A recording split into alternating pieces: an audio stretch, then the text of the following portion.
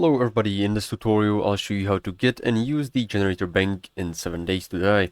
Before we begin, make sure to like and subscribe and hit the bell so you don't miss out any of my future content. So to begin, first of all we'll need to unlock the generator bank, and this can be done by reaching the tier 1 in basic electronics inside of the electrician skills, and this can be done by reading 25 wiring 101 magazines.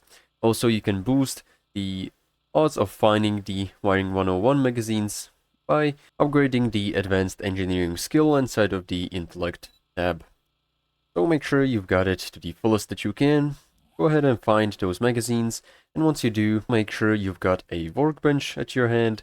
And now, to craft the generator bank, we'll need some forged iron, which you can get by scrapping some street lamps, or by using the forge and smelting some iron and clay and crafting forged iron here. Mechanical parts can be gathered by scrapping using the wrench or an impact driver. You can get mechanical parts by scrapping some engines, which you can harvest from cars, or by just scrapping some cars using a wrench. Electrical parts can be gathered also from cars, or by scrapping some lamps.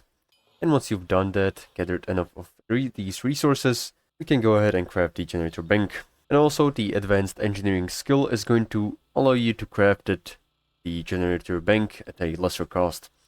And now, go ahead and place it down. And also, we'll need to have a wire tool at our hand to use it. Now, once it's placed down, fill it up with some gas and also some engines. Each engine is going to provide us 50 watts of power, and totally it can provide 300 watts. Once you've placed the engines and refueled generator bank, go ahead and turn it on right here. And now, using the wire tool, just right click on the generator bank whilst holding the tool. And now you can right click on any other device that is going to use the electricity. For example, like this switch right here. This is pretty much all how to get and use the generator bank.